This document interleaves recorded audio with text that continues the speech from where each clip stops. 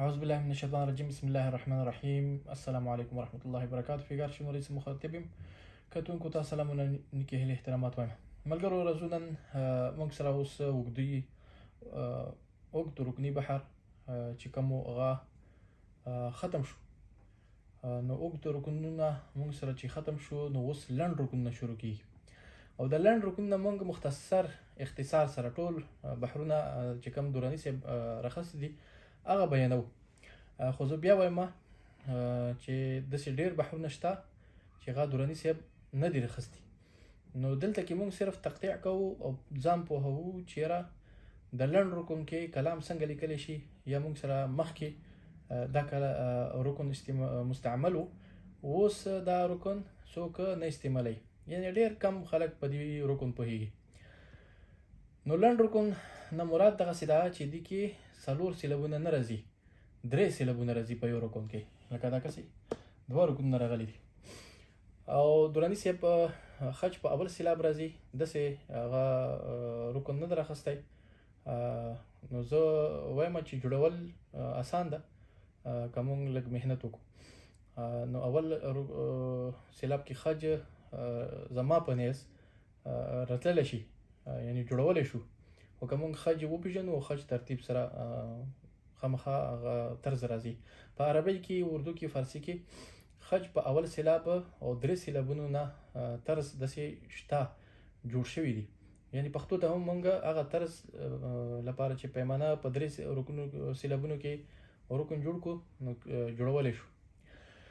خو اوس راځو دغه یو څو بحرونه موږ رخصتي دوراني صاحب کتاب نه. نو دې کې اول نه دوهم لنډ رکن رخصتي شوی ده، دوهم لنډ رکني بحر، لومړی خاخ او دویم خاخ. دغه چې کوم رخصتي دي نو هغې تقطیع تاسو سره مخامخ ده. نو دا امردین رخصته شوې ده، لیلا نازنینه په رنګ د حسینه. نو دا دوه بیتونه دي، په دې کې شپږ سیلابونه راغلي دي. صحیح شوه؟ نو شپږ سیلابونه راغلي، دوه رکنونه دي، لی سپږ سیلاب، لا دروند سیلاب، نا سپږ سیلاب، زا سپږ سیلاب، نی دروند سیلاب، نا. نو خج ځای چې کوم ده په دویم سیلاب ده، ځکه ورته دویم. په رنګ د حسینه، په رنګ کسې دلته کې دروند سیلاب راو، دا ح سی دلته کې دروند سیلاب، نا سپږ سیلاب ده. نو دلته کې هم دغسې ده، سین نه مراد سپږ سیلاب، دال نه مراد دروند سیلاب. دویم خاخ چې کوم ده د دې سیلابونه چې وګورو، یو دوه درې څلور پنځه شپږ، نو 12 سیلابونه دي، خو دې کې هم یو رکن په درې سیلابونو کې راخسته شوی ده. اوس ګوره، غریب دلته دروند سیلاب راغلی، ا کسې دلته سپږ ده، مر امر کې نه، مر کې دروند سیلاب، دلته کې هم دروند سیلاب ده. دینه دی سپږ سیلاب دروند سیلاب ده چې دویم سیلاب کې راغلی ده. نو دا خجونه دي. یغبال بال کې دروند سیلاب ده، د سپږ سیلاب. کوټه ټا کې دلته کې دروند سیلاب راوړی ده. نو دا کسې د دې تقطیع شوی ده اول نه. نو دال نه مراد دروند او سین نه مراد سپږ سیلاب. نو دا هغې سره راوړی ده. غریب امردینه یغبال د کوټه شو داسې. اوس دا ګوره چې یار کسې خج ځای ده، نازنینه دلته هم دروند سیلاب ده، دلته هم ده، خو مو ویلي چې خج نه سوا چې دروند سپږ سیلاب راشي مسله نشته. ښه، چې یار نازنینه، نازنینه نه نازنین ده، چې یار نازنین اوس دروند سیلاب. لتا دلته دروند سیلاب، بیگانه دروند سیلاب، شو سپږ سیلاب که مونږ به شمار کړو. دریم لنډ رکني بحر، لومړی خاخ او دویم خاخ، دې کې هم لنډ رکنونه استعمال شوي دي. اول مصرع چې مونږ ګورو په اووه سیلابونو کې ده.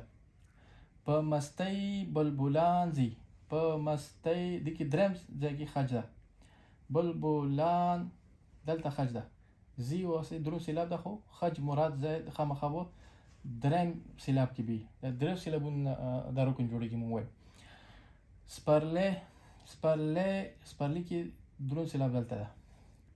راغې کسې را درون سیلاب ده کنه، خو دلته کې مونږ مراد نه ده، مراد مونږ او دلته کې مراد ده. کسې زه غلط شوم. نو دریم سیلاب کې خج ده. صحیح شو. سپرلی دا هم درون سیلاب ده.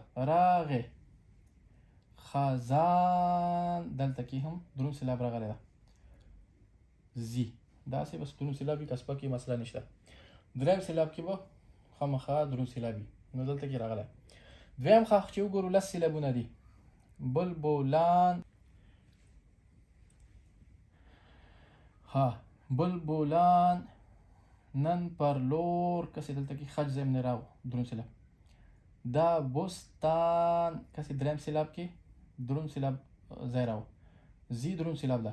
دا یوه مصره شوه. دویمه مصره دا بهار دلته خج ده.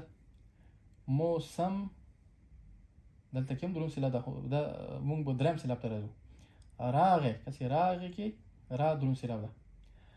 غې خزان دلته هم درون سیلاب راغلی. نو ټولو اتفاقه په دریم سیلاب ده 10 سیلابونه دي. صحیح شو. دریم خاخ چې کوم ده پکې 13 سیلابونه دي. ته مې ګل، نو ګل دلته کې خج ده. ز درون سیلاب ده. بلبل دلته کې درون سیلاب خج ځای ده. ستا درون سیلاب، دا سپک سیلاب، مخ درون سیلاب او خج په ځای راغلی ده. صحیح ده. صفت سپک سیلاب، فت درون سیلاب. وایم کې اول درون سیلاب ده چې خج په ځای راغلی ده او بل سپک سیلاب راغلی. نو د خجونو ځای یو دغه ده، بل دغه ده، بل دغه ده او بل دغه ده. نو دې کې 13 سیلابونه دي. نو دا لنډ رکوني بحرونه مونږ سره چې مخکې تیر شوي دي، اوس ډېر کم میلاویږي، نشته په هغه باندې ده. نو خجونه درانه سیلاب، سپک سیلاب دا مونږ زده کړو. نو مونږ 3 سیلابونو کې هم شاعري کولی شو، او دا شاعري دغسې ده چې دې کې آهنګ زیات ده. اوږد رکوني بحر کې دغه وي چې هغه ویلو کې اسان وي، خو دې کې به لږ زور کول غواړي، او طرز کې خو بیا ډېر اسان وي. ده طرز ورباندې ډېر صفا خیجي. نو دې کې هم مونږ نظمونه، نعتونه، ښه واز نصیحت شاعري کولی شو. نو امید لرو ملګري به پوه شوي وي په عروضو باندې. که عروضو باندې زه بار وایم چې ضروري ده چې که دا څوک عروض زده کول غواړي نو اول ویډیو به خامخا کسي، دویمه به کسي چې سړی په سپک او دروند سیلاب پوه شي، په رکن پوه شي، بیا هغې نه پس خج اتفاق باندې پوه شي. نو هغې نه پس بیا به نوې صنفونه به هم سړی راوړي. نو دا اوسه پورې موږ کوشش وکړو په عروضو باندې. او ضروري خبره دغه ده که بیا ملګري وایي چې نه په آزاد نظم هم خبره وکړه، نو خامخا کومنټس کې ووایي، نو انشاءالله آزاد نظم باندې هم خبرې وکړو. هلته به هم موږ تقطیع وکړو چې که څه هلته کې رکنونو څه حساب کتاب ده.